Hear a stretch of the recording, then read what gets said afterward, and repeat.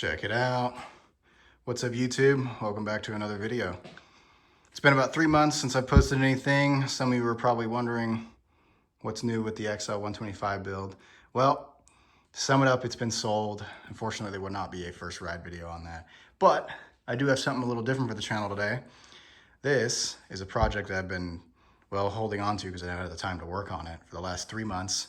It is a 94 Kawasaki 750 XI Super Sport.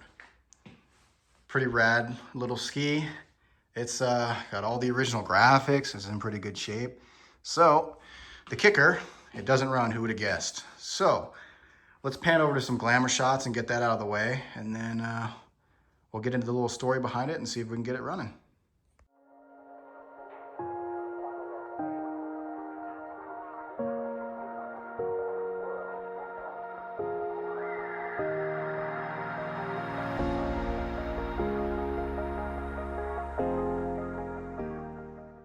Anyway, summer's over, but it's the perfect time to get your jet ski running for the next season. This guy we picked up 2 or 3 months ago for right around $500 with the trailer. Now, I wasn't initially looking for another jet ski, and I was really just buying it for the trailer it came with, but it ended up working out, and I paid $500 for this and the trailer. So depending on how you want to look at it, this was a free jet ski at the end of the day. But the seller used to ride this thing all the time from what he told me, and it hasn't ran in some time. I'm not sure the exact time frame, but one day he went out to start it and it wouldn't start, and it looks like he just wanted to sell it and part ways with it. So we jumped on it. Like I said, this with the trailer, couldn't beat it. Seems to be in really good shape for the year 94. These are these small pin 750, too similar to two strokes. They're awesome. They make good power. I want to say they make around 50 horsepower, which is pretty impressive for the year. As for technology on here, I mean, it's got its own tachometer, which I think is pretty rad. We're able to trim it up and down here via the switch. Looks like we have a coolant temp light, or not coolant, but a temp light, fuel gauge, and oil light, because we have an oil tank on this guy. It seems to be in really good shape, though, all things considered. We have the original XI graphic on the side there. Graphics below. The ugliest parts of this ski is, well, our front graphics faded, but the fact it's still there is impressive. Our bar pad is just completely sun rotted.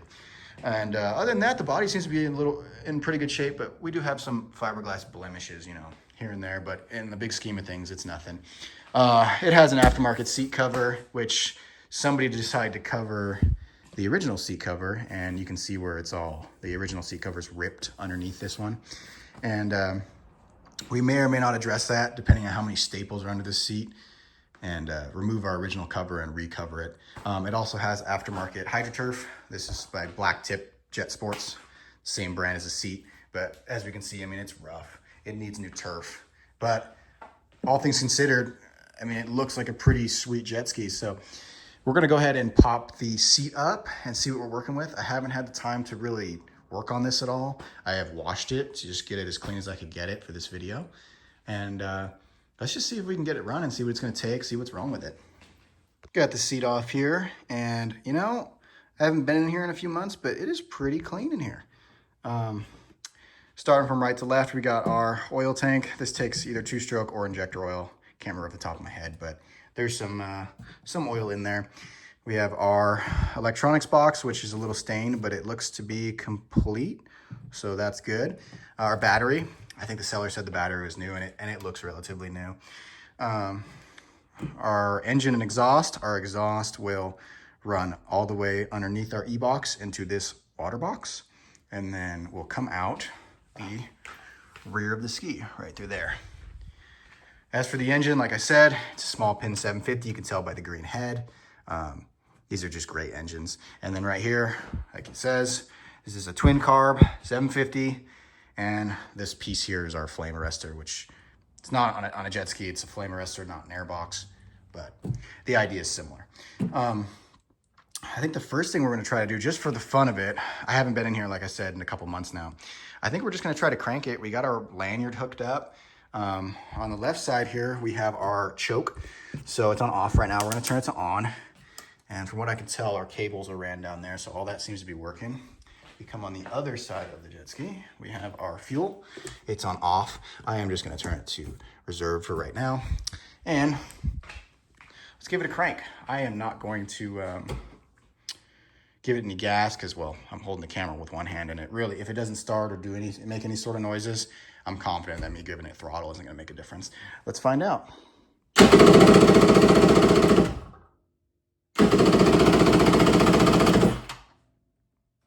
Well, it sounds strong, but I'm getting nothing out of it. And by the looks of things, it looks like somebody was playing around with some wiring. I mean, it's just laid across the exhaust here, and somebody's had some time looking into this thing. So we might have some wiring culprits. It could be sturdy carbs, it could be compression. So I think what we're gonna start with is pulling our plugs. Let's check compression just to get that out of the way. And then we'll check for spark. And if we have both of those, we'll spray a little go-go juice into the side of our flame arrestor there and go from there. All right, let's pop our boots off. Get those guys out of the way. We'll grab our socket, ratchet. Oh, okay.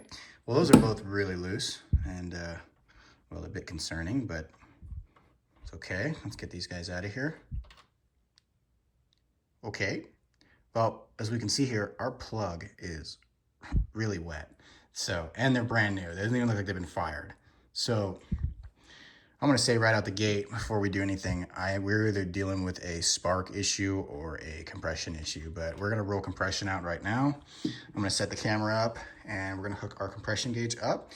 And when we check for compression, typically you're gonna wanna hold the throttle wide open, whether it's a twist throttle, thumb throttle, whatever. And that's just gonna allow all the air in the intake, and just it's gonna allow you to build compression quicker. You can get a reading, you know, either way, but I mean, if you want to get accurate compression readings, typically throttle open. You want a good charged battery. You don't want a dead battery. I'm actually gonna check this one right now to check the voltage. I mean, it cranked over nice, but I'm gonna double check the voltage on that. We'll hook our gauge up, I'll set the camera up, and we'll check compressions in both the front and rear cylinders. Okay, the battery's got voltage. This is gonna be the front cylinder. We are going to hold our throttle wide open and just crank this thing. What I'm looking for is over 120. Stock, I believe, is 150. We'll see what we got.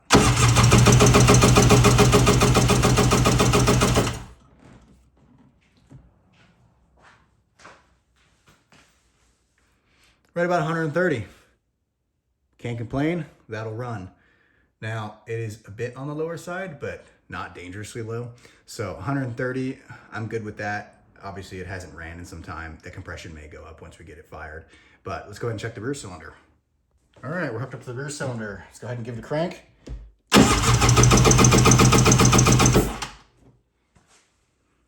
Nice. We're looking at about 100, let's say 140 roughly.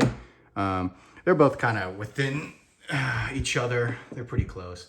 Like I said, that's runnable, so we know compression's not our issue as far as we're concerned. So let's go ahead and jump over to checking spark. So compression checked out. I am stoked on that. We have a relatively healthy engine.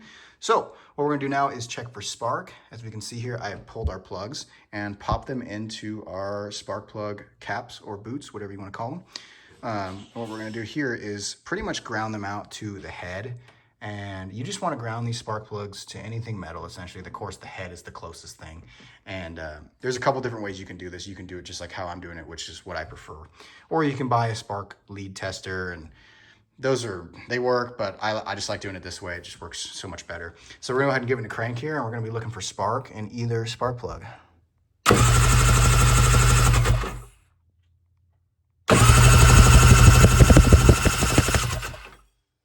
I am not seeing anything. No spark. Well, another thing I'm gonna do here is on most personal watercraft, they have this little lanyard here. So we're just gonna pull this on and off a couple times. And this acts as a kill switch. So if we were to fall off this thing, this would just cut power to the ignition. So sometimes just messing around with this a couple times, pulling it out helps. Let's see, I'll try it one more time here.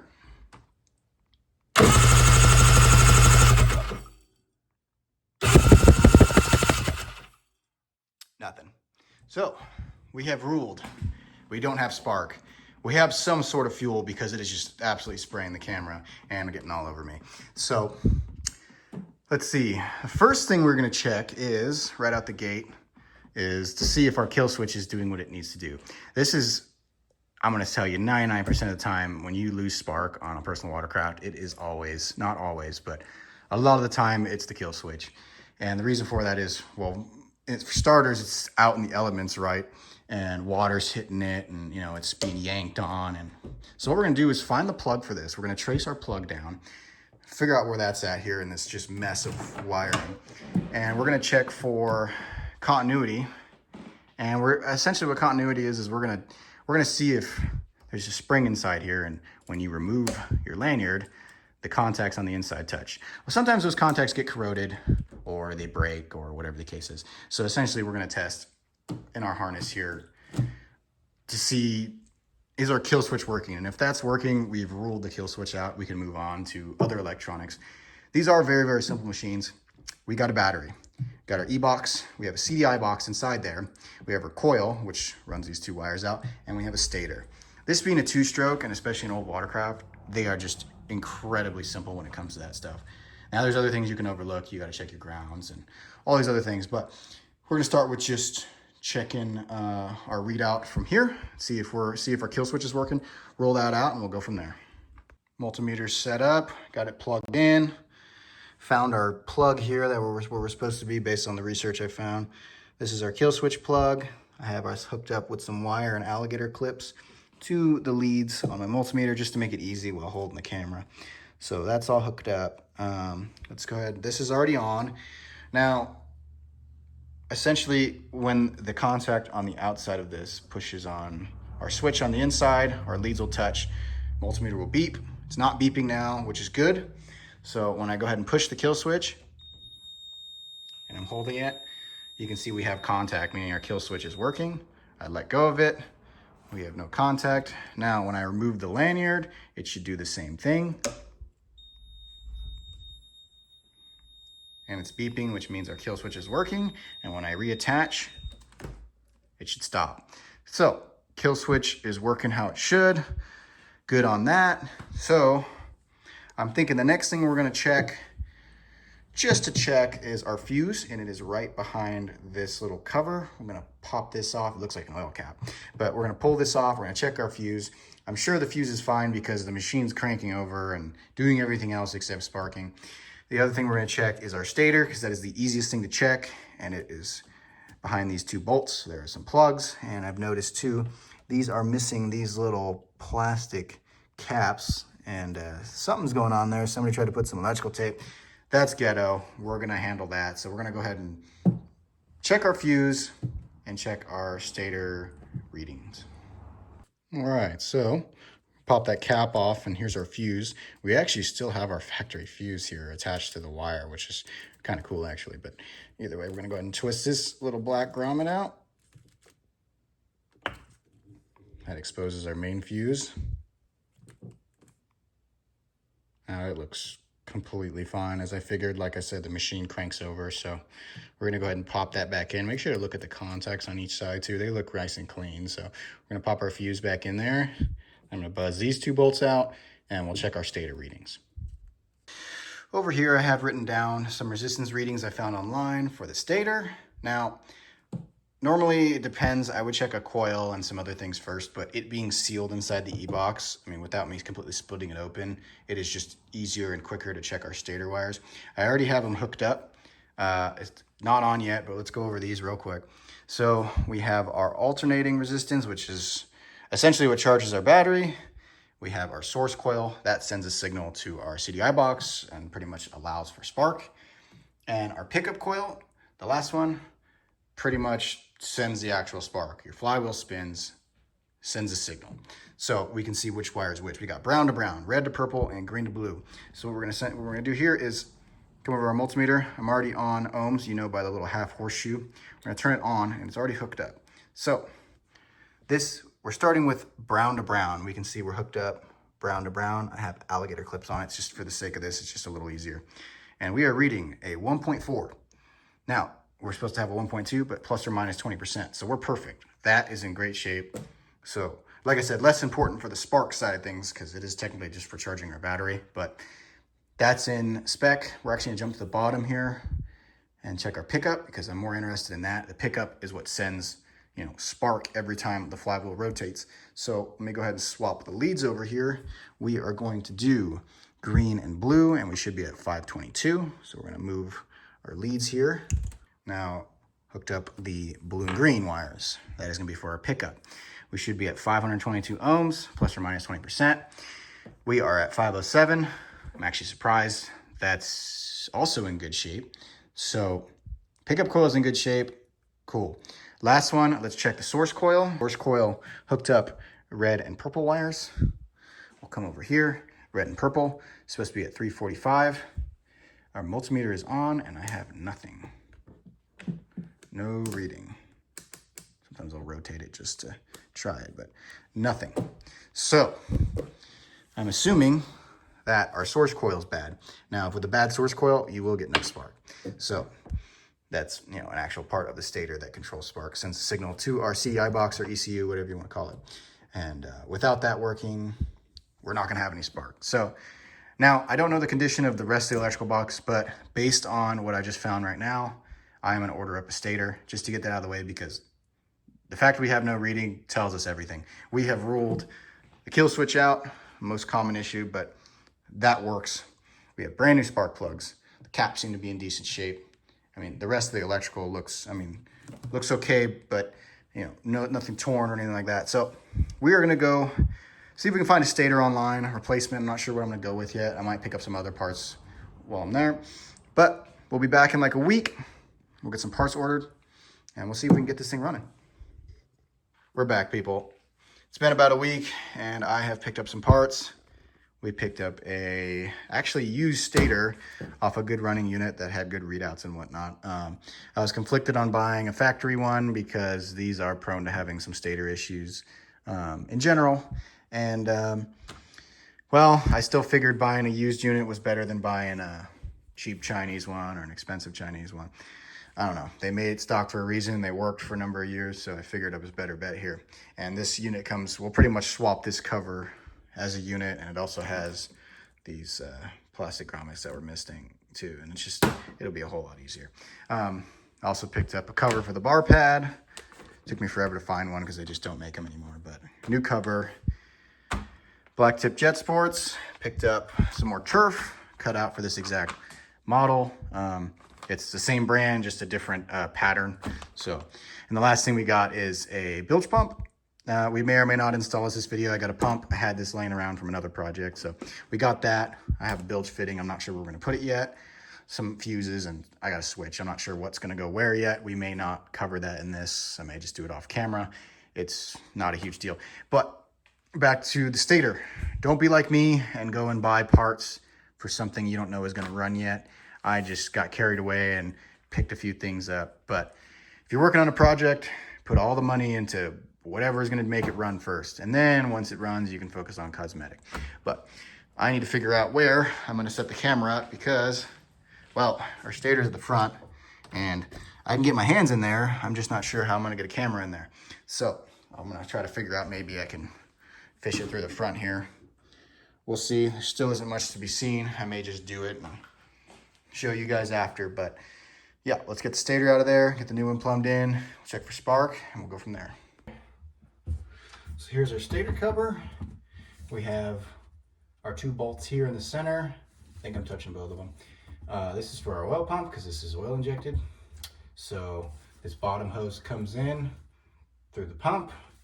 Pump spins with the crankshaft, builds pressure. These two tiny lines go to each cylinder, and that's what keeps your two-stroke from exploding. So I've already cracked most of the bolts loose. I'm gonna start with the oil pump. I'm just gonna take the socket here and back these two out.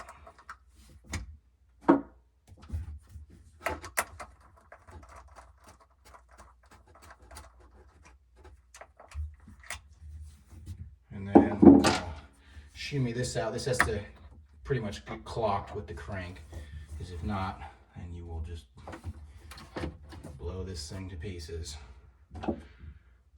So with that out, let's do the rest of these. Should all be relatively loose.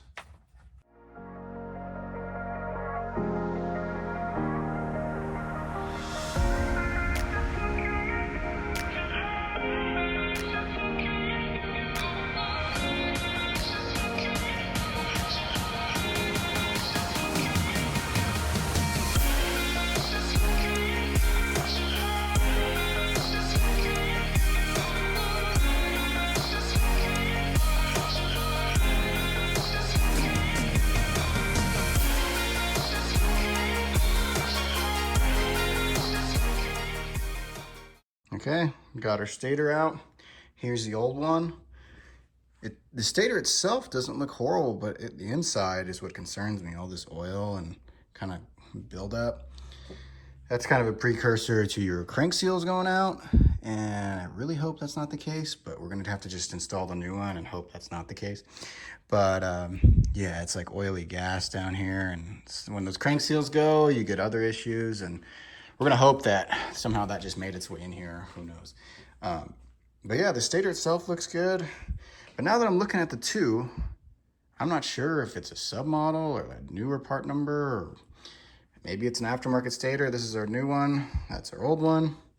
I swapped some of the hardware over because whoever sold me this one must have either replaced, who knows, but some of the hardware was stripped out, so I swapped it out. Big thing too, when you buy used parts, don't trust that everyone, you know, kept everything tight or clean or whatever. So I've cleaned this up the best I can, and I've pulled all these bolts out, blue Loctite on everything, because you know there's a lot of heat and a lot of movement in this area, so you don't want anything backing out. So yeah, rule of thumb, when you buy something used, especially parts, just at least check it by hand. So we've gone through and got all that handled. So with that being said, let's throw the stator in. It'll be the same thing pretty much in reverse.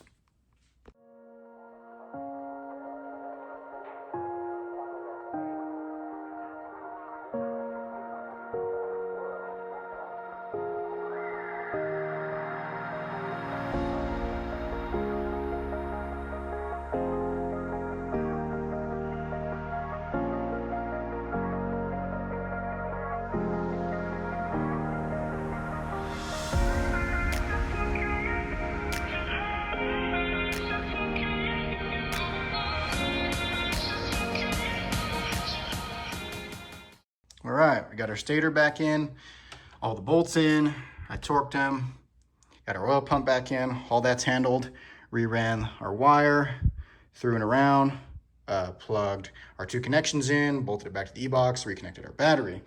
Now, let's see if this thing has spark. I'm gonna give it a crank. We got our lanyard in. Check it out.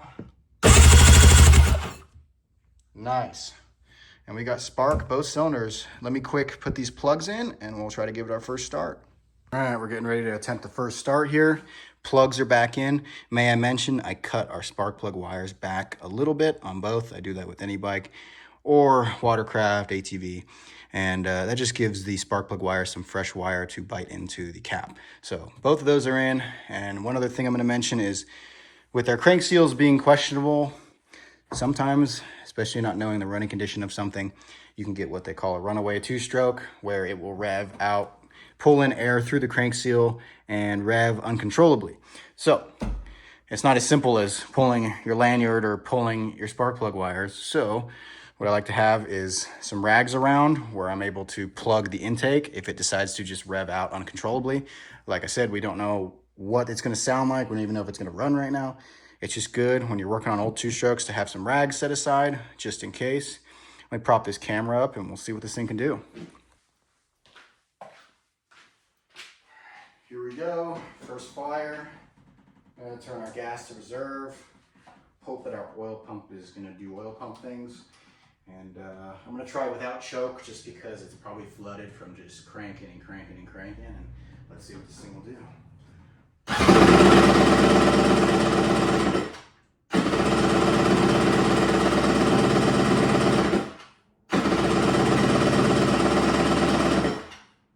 Choke it.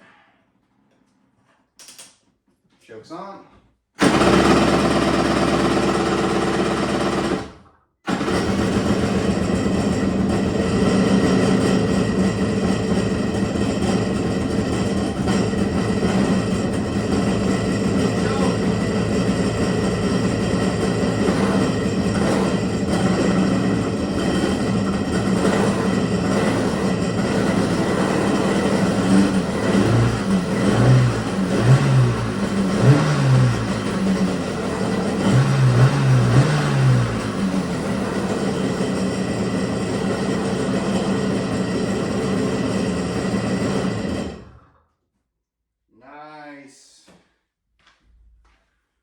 open up before I die of carbon monoxide and all that good stuff. But we got ourselves a runner.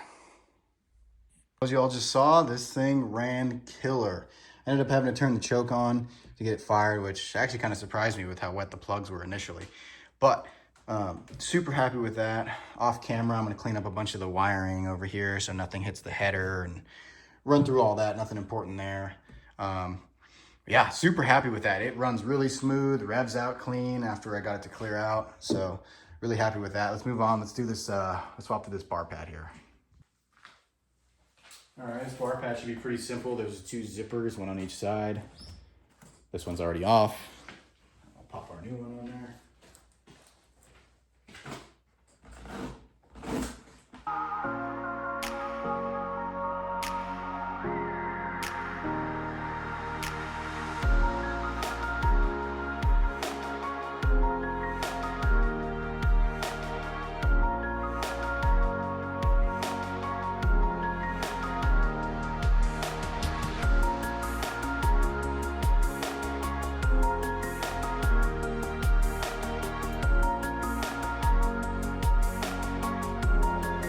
Well, that looks horrible, but nothing I can do about it. I zipped it. I tried to move this material around, and it's got caught up here by the wiring, and I think it's just a poor fit. But you know what?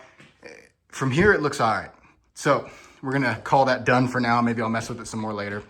We're going to start with removing our turf. I'm going to take a heat gun and a little scraper and just start removing piece by piece. We'll get all of it off, and then I'll take some acetone. I'll wipe everything down best I can. I don't know if we're gonna be able to get all the glue up, but we might just lay over it, because if that stuff's stuck on there as good as it is, the new stuff ain't gonna come off. So we'll start doing that. We'll get the new turf on, and I think that'll be it.